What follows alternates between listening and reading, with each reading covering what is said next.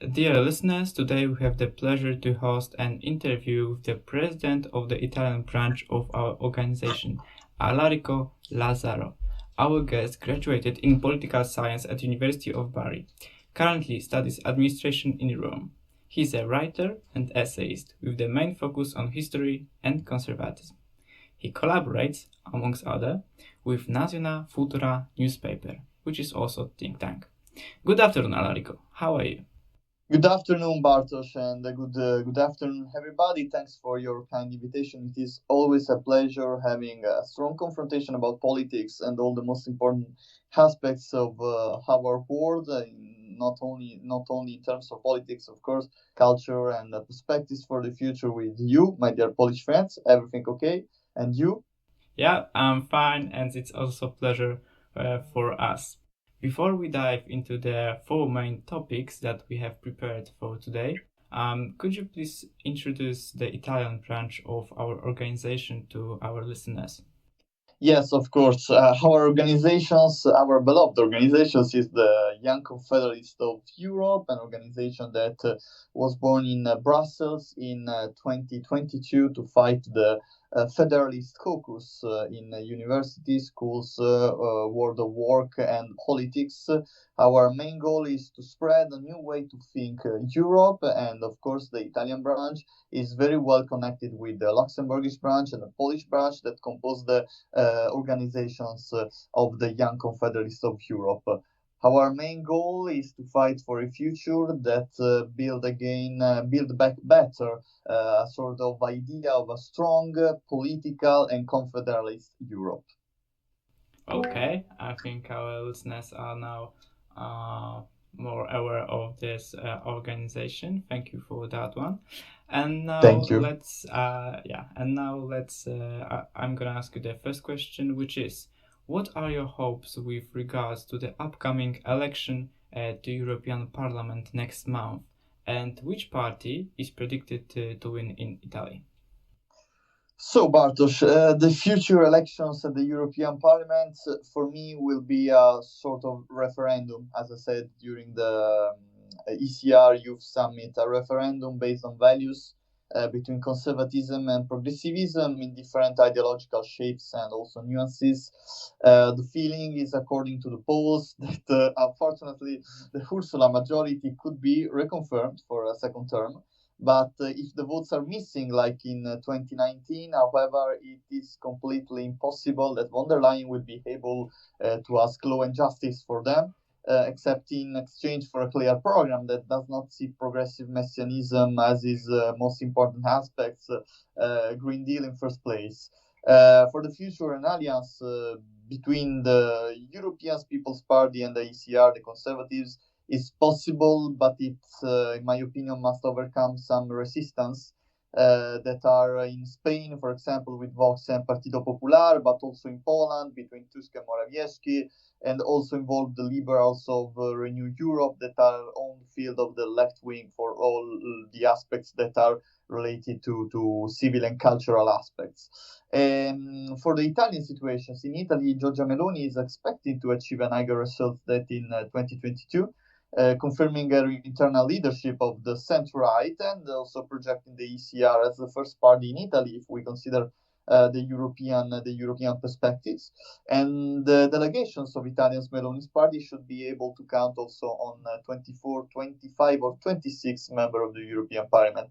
So Okay. Brothers of Italy will be expected to be the strong winner of this election. Okay, so talking about Giorgia Meloni, there were rumors that your prime minister, which is Giorgia Meloni, since 2022, the president of ECR party, might join the European People's Party. Is that true? I don't think so. I think that Meloni is well involved and related to the ECR conservatives' attitude.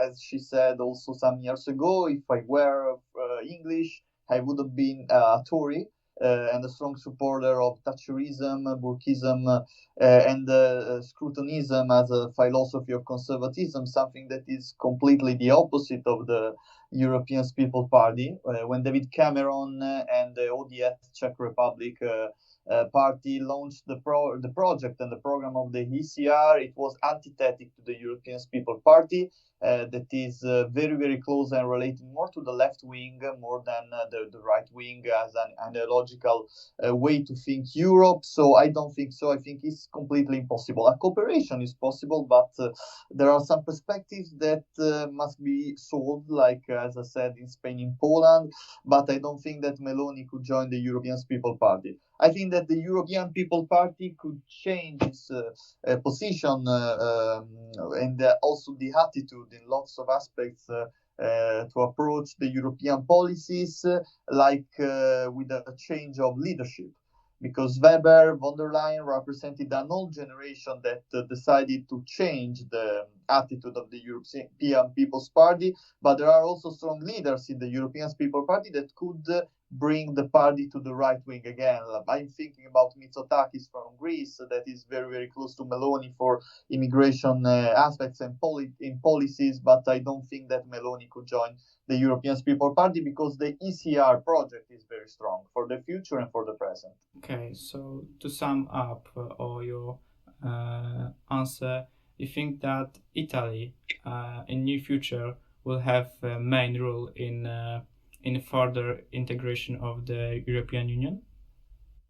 Yeah, I think so, because we are founding fathers of the European community since the beginning, and we need to reaffirm this role, of course, in another way, like we think in a confederalist way, in a conservative way, but we need a political strong Europe, because in the geopolitical exchequer there are a lot of challenges and a lot of interesting key points and aspects that we need to develop all together, but with a valorization of different perspectives and way to think of different member states of European Union. But yes, Italy is taking again his role, his fundamental role in a geopolitical European exchequer that was dominated by France and Germany during the last 10 and 15 years.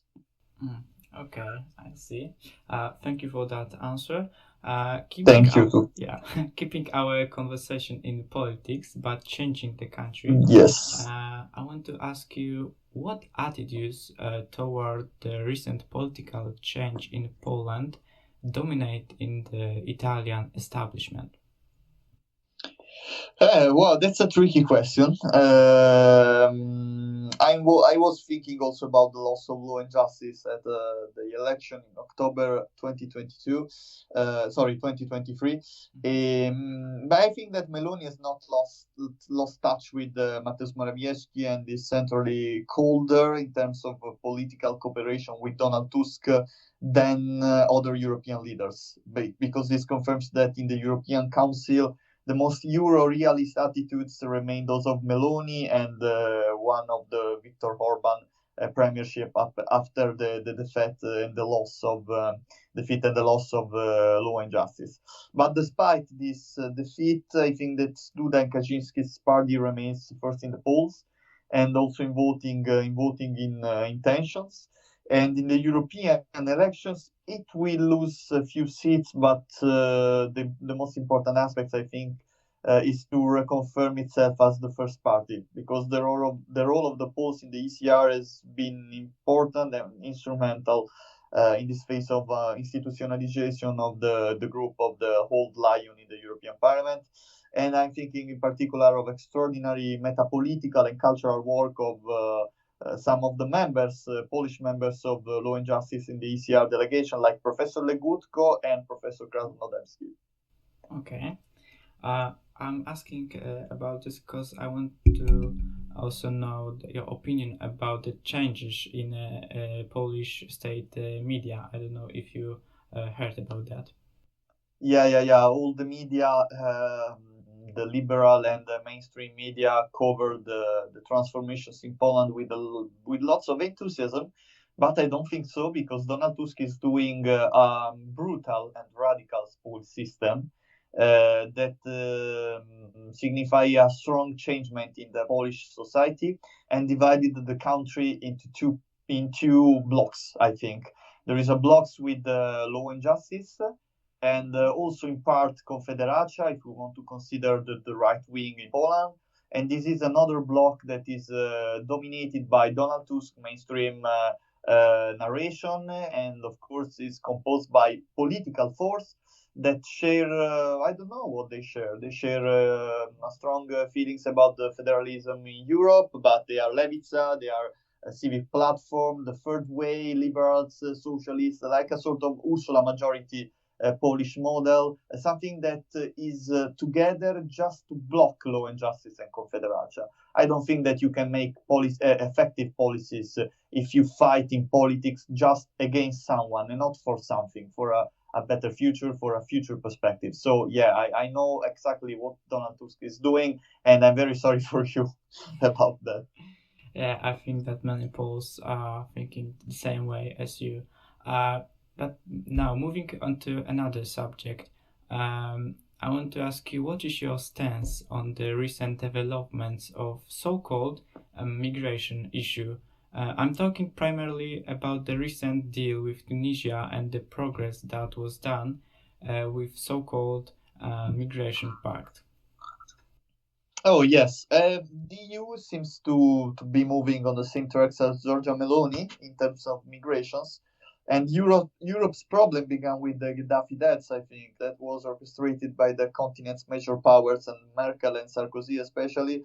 The Libyan dictator, although he was a despot, guaranteed a good stability in the fight against irregular migration and human trafficking, which I mean is a real scourge of the present that is reflected in disparate men fleeing in search of a better future, and they came from Africa, for example. But the new Mattei Italian plan, which is also fueled by ambitious projects by the enhance the African continent and its resources and human capital, will be decisive for the future. And if we want to analyze it, the Mattei plan will consist with all these projects that are related to it will consist of 9 pilot projects in Algeria, Democratic Republic of Congo, Ivory Coast, Ethiopia, Egypt, Kenya, Morocco, Mozambique, and especially Tunisia, that are focusing on 5 key pillars that are education and training, health, energy, pure water, safe water, and agriculture. And the first mission was held with success in East Africa and planned for March. So we are just developing this plan with a strong potential, and it's very, very important for Africa for 3 reasons, as also for the immigration pact, which is, I mean, one of the most important aspects that we can relate it to the Mattei plan held by Giorgia Meloni. And the Mattei plan is important for 3 reasons, as I was saying. It will bring African leaders closer to the Western ones, and this is very important because we are losing the African continent, and China and Russia are taking advantage of that. It will found new mechanism to boost the role of the African countries in geopolitical exchequer, which I mean is very important if we want to offer a prize to this continent full of opportunity. And third, the Mattei plan will lead to a detailed mapping of the most strategic projects and also the initiatives that Italy is already in place in Africa. And this is very important for our country because it is essential to avoid duplications and identify the areas, the countries where it is possible to scale up successful partnerships, avoiding the waste of resources. Because European Union wastes lots of resources in the cooperation of Africa with no results also for them. And I think that Mattei plan could be a very important key solutions for the cooperations between Africa and Europe, and also developing some important aspects about the migration issue, which I mean is very, very important in a globalist world. Okay, I think you partly answered the following question, but I will say that anyway. What is your opinion on the pushback procedure? Well, the pushback procedure, I think that the European Union should enforce the law against human trafficking, potential terrorists, because some countries are related to an immigration, massive immigration that has created lots of problems. I'm thinking about, like, for example, the The places in Belgium, like Molenbeek, the banlieue in France, but also the periphery of Stockholm are characterized by the establishment of the Sharia and the Islamic law, something that is completely not comparable to our culture and to our countries. And sometimes it's not easy for this principle of non-refoulement taking solutions, and sometimes bad things happen, like in France and in Belgium, of course. So we need to enforce the law against the possible terrorists, human trafficking, and all the problems related to immigrations. Because the first damage in these terms is to people that are fully immigrated to our cultures and that are very well involved from different countries and cultures. The first damage is to them, not to our countries and to European citizens. But the first damage is to immigrants that are regularly in our countries. And this is important.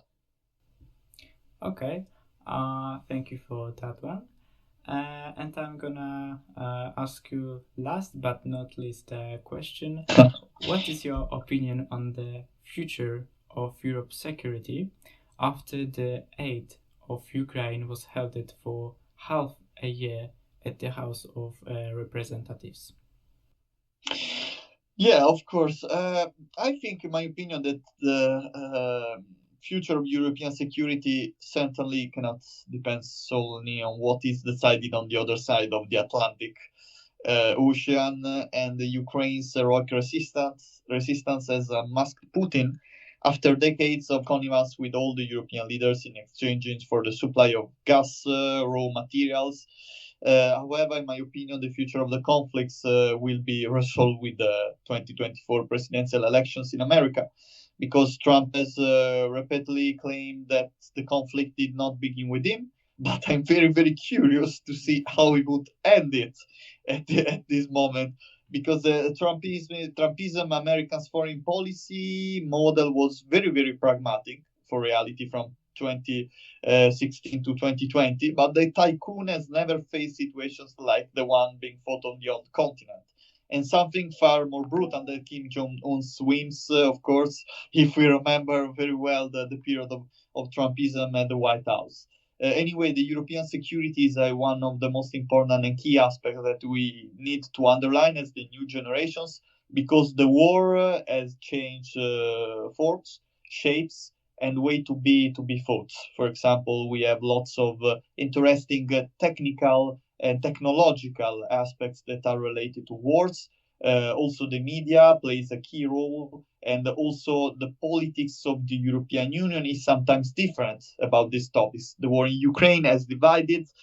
Also, the unity of the Visegrad group. I think that Poland has a strong positions on helping Ukraine, but Hungary is a little bit in another situations with Orban, that had a good relationship with Putin for the raw materials and gas supply.